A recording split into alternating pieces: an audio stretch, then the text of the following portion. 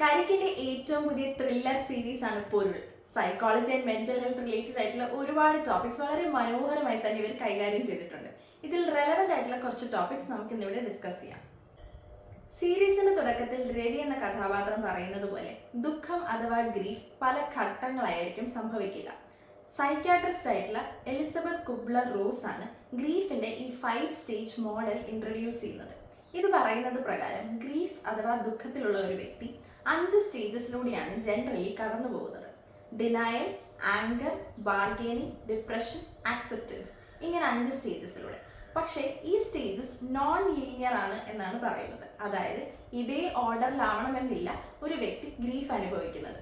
അതുകൂടാതെ ഒരേ സമയം പല സ്റ്റേജസിലൂടെ ഒരുമിച്ച് കടന്നു പോകാനുള്ള സാധ്യതയും ഉണ്ട്.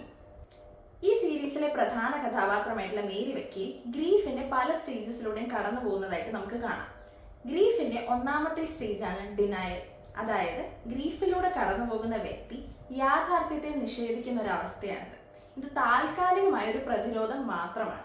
തന്നെ യാഥാർത്ഥ്യത്തിലേക്ക് കൊണ്ടുവരാൻ ശ്രമിക്കുന്ന വ്യക്തികളിൽ നിന്ന് തന്നെ അകറ്റി ഒറ്റപ്പെടാനുള്ള സാധ്യതയും ഈ വ്യക്തി കാണിക്കും. ഗ്രീഫിന്റെ രണ്ടാമത്തെ സ്റ്റേജാണ് ആങ്കർ അഥവാ ദേഷ്യം.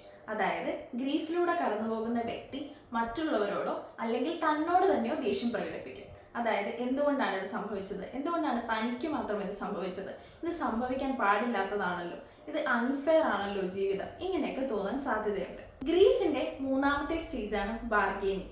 ഗ്രീഫിലൂടെ കടന്നു പോകുന്ന ഒരു വ്യക്തി ഈ സ്റ്റേജിൽ വാട്ട് ഇഫ് അല്ലെങ്കിൽ ഇഫ് ഒൺലി സ്റ്റേറ്റ്മെന്റ്സ് ഉപയോഗിക്കാനാണ് സാധ്യത. അതായത് ഞാൻ അവനെ സമയത്ത് ആശുപത്രിയിൽ എത്തിച്ചിരുന്നെങ്കിൽ അവന്റെ ജീവൻ രക്ഷിക്കാമായിരുന്നു, അല്ലെങ്കിൽ ദൈവത്തിൽ വിശ്വസിക്കുന്ന ആളുകളാണെങ്കിൽ ദൈവവുമായി ബാർഗെയിൻ ചെയ്യാനുള്ള ഒരു സാധ്യതയുണ്ട്. അതായത് അവനെ എനിക്ക് തിരിച്ചു തന്നാൽ ഇനി ഞങ്ങൾ നന്നായി ജീവിച്ചോളാം.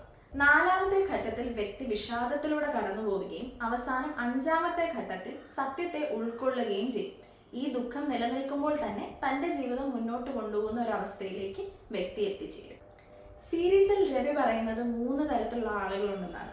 കരയുന്നവർ, കരയാത്തവർ, കരയാൻ അറിയാത്തവർ. കരയാൻ അറിയാത്തവരെ വേണം ഏറ്റവും കൂടുതൽ സൂക്ഷിക്കാൻ. കാരണം അവരവരുടെ ദുഃഖം പ്രകടിപ്പിക്കുന്നത് മറ്റുള്ളവരോടുള്ള ദേഷ്യത്തിലൂടെയും വെറുപ്പിലൂടെയും ആയിരിക്കും. കരച്ചിലിന് ഇത്രയും പ്രസക്തിയുണ്ടോ? നമുക്ക് നോക്കാം. റിസർച്ചേഴ്സ് പറയുന്നതനുസരിച്ച് കരച്ചിലിന് ഒരു സെൽഫ് സൂത്തിങ് ഇഫക്റ്റ് ഉണ്ട്. അത് നമ്മുടെ പാരാസിമ്പത്തറ്റിക് നെർവസ് സിസ്റ്റത്തിനെ ആക്ടിവേറ്റ് ചെയ്ത് നമ്മുടെ ബോഡിയെ റിലാക്സ് ചെയ്യിപ്പിക്കും. അതുകൂടാതെ കരയുമ്പോൾ നമ്മുടെ ബോഡിയിൽ ഓക്സിറ്റോസിൻ, എൻഡോർഫിൻസ് പോലുള്ള കെമിക്കൽസ് പ്രൊഡ്യൂസ് ചെയ്യപ്പെടുകയും അത് നമ്മുടെ physical and emotional pain reduce ചെയ്യുകയും ചെയ്യും. കോഡ് പെനക് എന്ന് പറയുന്ന ക്ലിനിക്കൽ സൈക്കോളജിസ്റ്റിന്റെ റിസർച്ചിൽ നിന്ന് മനസ്സിലാക്കാൻ സാധിച്ചത് കരയാത്ത ആളുകളിലാണ് കൂടുതലും അഗ്രസീവ് ആയിട്ടുള്ള ഫീലിങ്സ് പ്രകടമാവുന്നതെന്നാണ്. സീരീസിൽ ആനി രവിയോട് പറയുന്ന ഒരു ഡയലോഗ് ഉണ്ട്: തന്നെ ദത്തെടുത്തിട്ട് തിരിഞ്ഞു നോക്കിയില്ല, എന്നെ ഉണ്ടാക്കിയിട്ട് തിരിഞ്ഞു നോക്കിയില്ല. ഈ 2 കഥാപാത്രങ്ങളും ചൈൽഡ്ഹുഡിൽ എക്സ്പീരിയൻസ് ചെയ്തിരിക്കുന്നത് ഇമോഷണൽ നെഗ്ലെക്റ്റ് ആണ്. എന്താണ് ഇമോഷണൽ നെഗ്ലെക്റ്റ് ഇൻ ചൈൽഡ്ഹുഡ്? ഒരു കുട്ടിക്ക് ആവശ്യമായിട്ടുള്ള psychological support and validation care givers കൊടുക്കാതെ വരുമ്പോഴാണ് ഇമോഷണൽ നെഗ്ലെക്റ്റ് എന്ന് പറയുന്നത്. അബ്യൂസ് പോലെ തന്നെ ഹാംഫുൾ ആയിട്ടുള്ള ഒന്നാണ് ഇമോഷണൽ നെഗ്ലെക്റ്റ്. ഉദാഹരണം പറയുകയാണെങ്കിൽ കുട്ടിക്ക് വേണ്ടത്ര അഫെക്ഷനും അറ്റൻഷനും കൊടുക്കാതിരിക്കുക, ഇമോഷണലി അൺഅവൈലബിൾ ആവുക, കുട്ടിയുടെ ഫീലിങ്സിനെ വാലിഡേറ്റ് ചെയ്യാണ്ടിരിക്കുക, ഇതെല്ലാം ഇമോഷണൽ നെഗ്ലെക്റ്റിൽ വരുന്നതാണ്. പൊരുൾ എന്ന ഈ ത്രില്ലർ സീരീസിൽ മറ്റെന്തൊക്കെ ടോപ്പിക്സ് ആണ് നിങ്ങൾക്ക് റെലവെന്റ് ആയിട്ട് തോന്നിയതെന്ന് കമന്റ് ചെയ്യുക. ഇതുപോലത്തെ psychology and mental health related വീഡിയോസിനായി please do like, share and subscribe.